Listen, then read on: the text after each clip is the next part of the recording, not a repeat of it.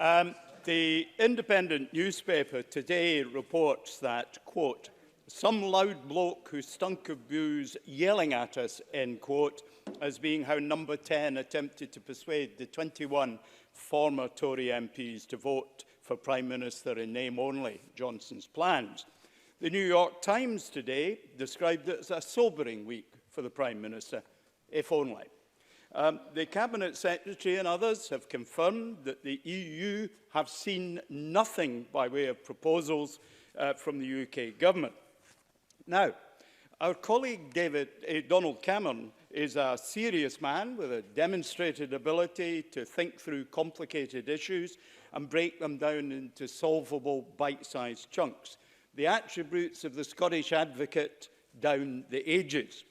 But today's amendment in his name falls very substantially short of what his pupil master would have required of him in his days to train as an advocate.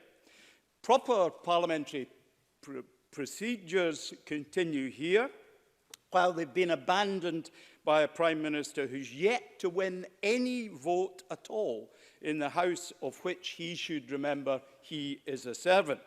Here our duty is to offer sober-minded dissection of even the most obtuse proposals. So let me take the three parts of Mr Cameron's amendment. First, respecting referendums. Well, there's always been a fundamental conflict between the 2014 and 2016 referendums. One of the key reasons the argument for Scottish independence was lost in 2014 was the attachment, later proved by the 2016 vote, that the people of Scotland had to their membership of the EU. The No campaign asserted that Scotland could only remain in the EU if they rejected independence. And my side of the argument then lacked the ammunition to convincingly rebut that now provably implausible argument. Now, in passing, I note that many of my constituents see opportunity, even a sea of opportunity, in leaving the common fisheries policy, a policy that only the SNP have always opposed. But many also now see, you better keep listening, but many now also see the ruin that awaits our fish processors from Theresa May's choice of the method of exit. And at 8:58 this morning, I received an email from the largest fish processing firm that there is, on the record, and I'm going to quote from it, exactly what it says. The Scottish Conservatives today in the Edinburgh Parliament will beat their normal drum of stating that the Conservatives are champions of the Scottish fishing industry. From my end, I'm very clear. Leaving the EU without a deal will cause long-term damage to the fishing industry, both the catching and onshore sectors, and will result in a considerable economic loss to our coastal communities. A no-deal exit has to be avoided at all cost. I wish you well in the debate. I'm confident that the point that all sectors of the Scottish economy will be adversely affected and damaged through the actions of a Conservative group of UK ministers driven by a right-wing ideologue.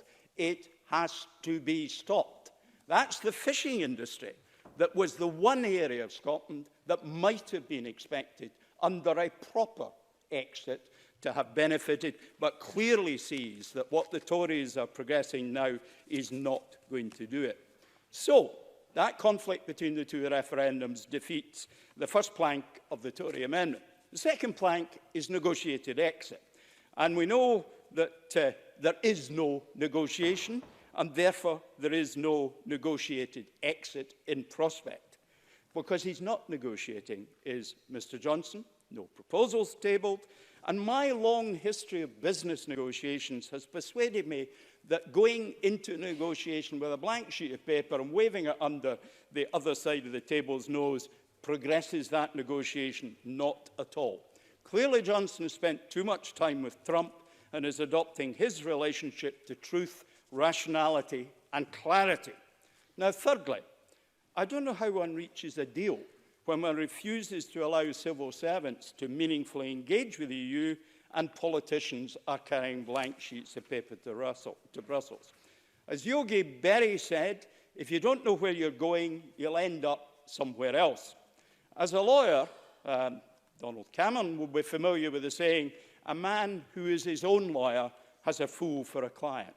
Well, it's perhaps time to update that old saying. A man who journeys without a map will never know his destination. The Tories, clueless, leaderless, mapless. The Tories, beyond reason, beyond parody, beyond